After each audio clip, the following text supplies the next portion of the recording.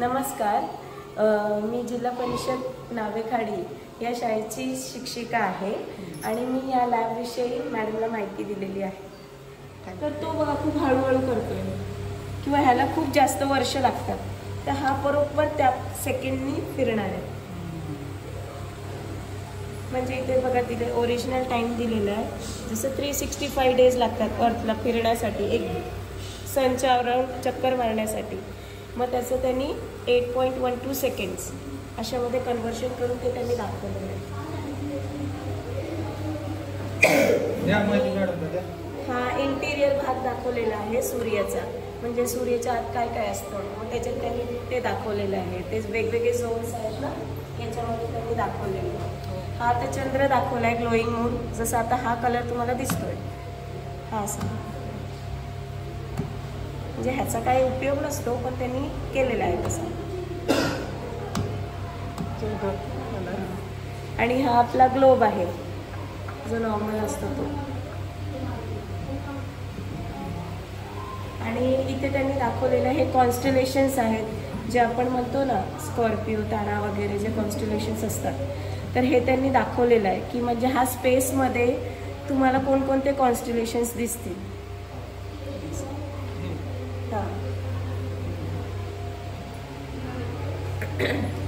आणि ते त्यांनी ग्रहण दाखवलेलं आहे।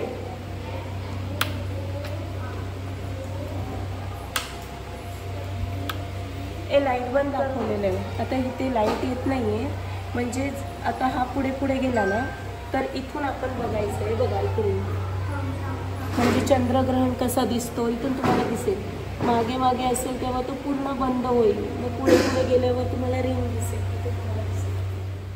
याच्यामध्ये ना ह्यांनी तोच ग्रहणच दाखवलाय, जशी ही पृथ्वी आहे, हे चंद्र आहे आणि हा सूर्य आहे, तो जो ग्रहण आपण बघतो आता इथंच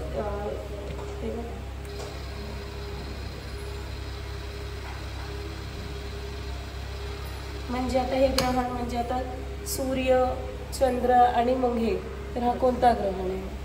मग त्यानंतर तो मागे जाणार, जेव्हा पृथ्वी मधोमध येईल तर कसा ग्रहण येईल ते ह्याच्यात त्यांनी दाखवलं,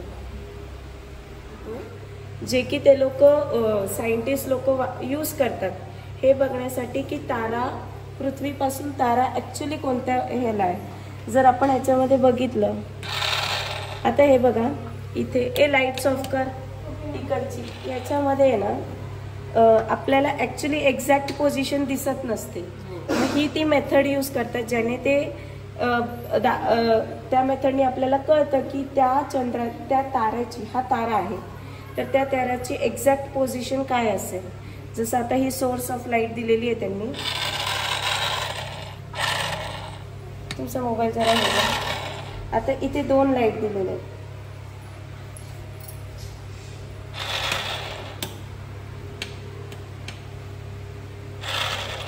आता जर ही लाईट नसेल किंवा ही इथे जर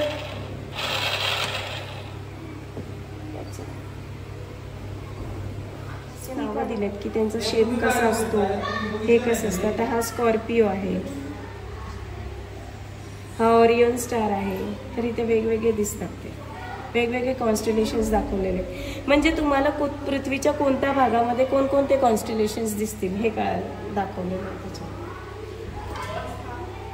ते वेगवेगळे तुम्हाला जे आपण म्हणतो ना राशी नक्षत्र हे, आणि हा सूर्य आहे, तर जर पृथ्वीची ही पोझिशन असेल तर तुम्हाला हे सगळे दिसतील, पण हा कॉन्स्टलेशन दिसणार नाही।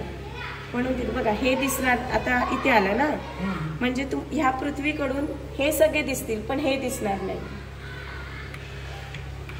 आता या पोझिशन मध्ये गेला तर हे सगळे कॉन्स्टलेशन दिसतील पण ते दिसणार नाही।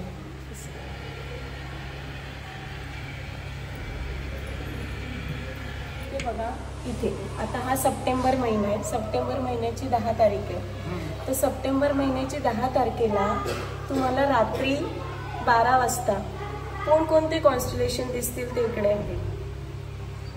जर तुम्ही ऑक्टोबर महिना बोललाय, इथे जर ऑक्टोबर महिना आहे तर 1 वाजता 12 वाजणार आहे, ते आहे इकडे।